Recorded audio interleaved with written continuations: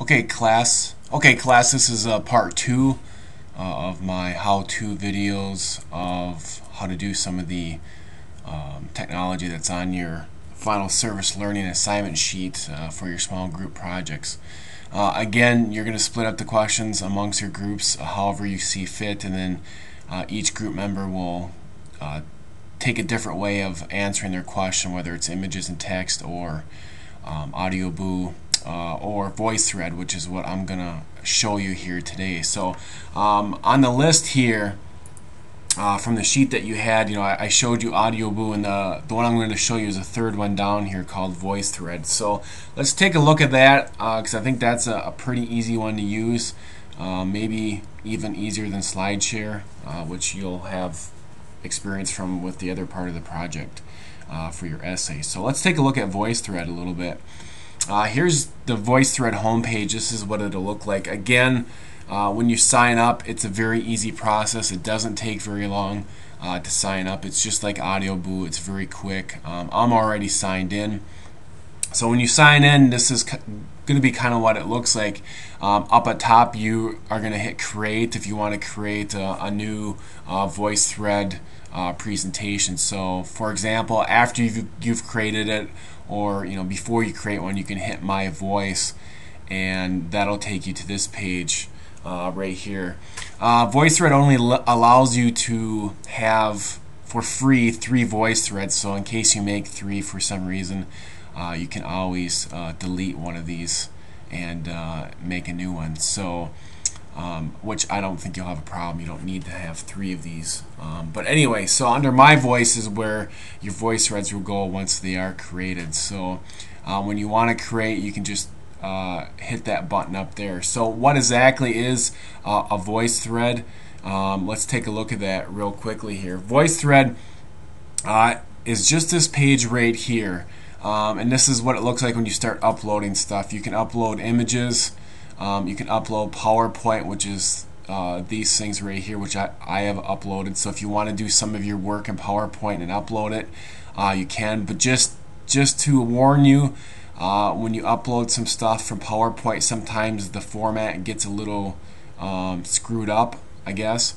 So you can always save your PowerPoint as a JPEG. So when you go to save your PowerPoint, you can save it as and if you look under the box there, you can save it as a JPEG file, and which will make it a little bit easier. If you have any questions about that, you can always email me. So anytime, so when you go to make your VoiceThread for your service learning project, you just hit upload, and then it's either a media source or my computer. Most of the time it'll be your computer. It can be your webcam, which is what I did. I took some pictures here of myself.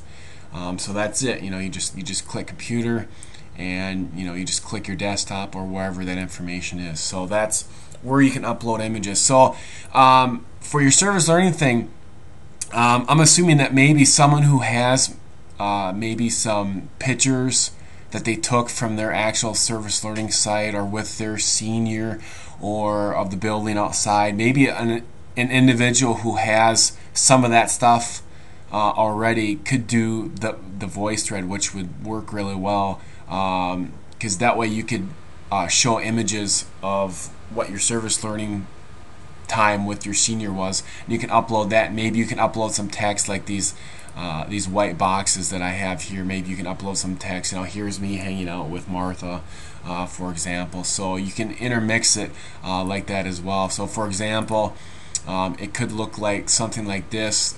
This is something completely different, but it could be a way to set it up for you. You go image, text, image, text, image. So it could be, you could set it up like that if you want to, or you could set it up like what this individual did for their service learning, where they just showed pictures of where they hung out and the pictures of what they did.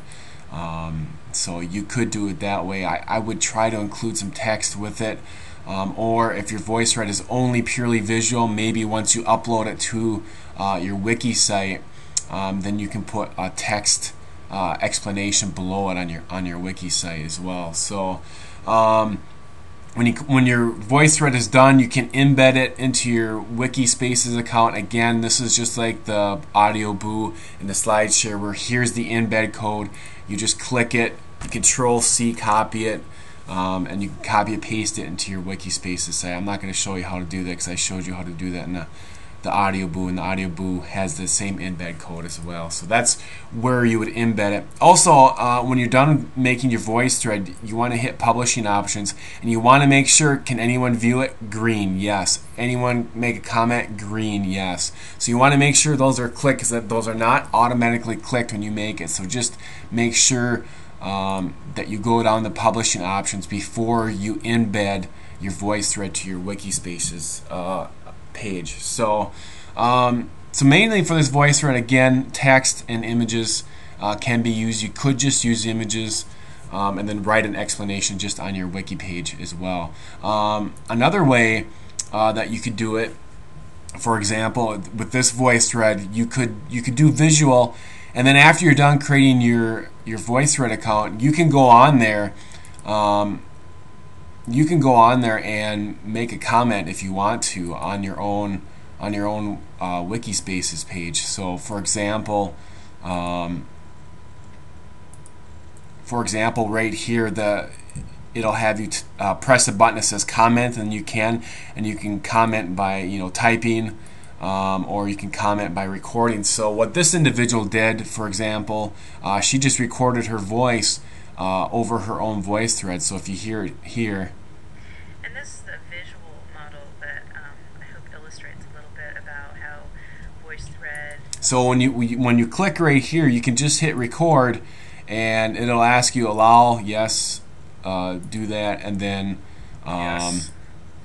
and then you can record your own voice talking about that as well. So if you want to do a voice thread with your voice on it, after you've made your voice thread, you can go back and comment on each slide. As you see here, she is again commenting on this slide, and then on the next slide, here she is again commenting on her own. So you can do it that way as well. Again, it's really easy. You would just make your voice thread first, and then once it was published, then you could go back to it and then comment on each of the slides. So that's the whole point of voice thread, is that when you make this, other people can come on and you see their other people's faces here around it, that they make comments on that as well. So I hope that gives you an idea of voice thread. Again, it's very easy, and it doesn't really take that much time, and it's pretty easy to use. So there we go. If you have any questions, just let me know.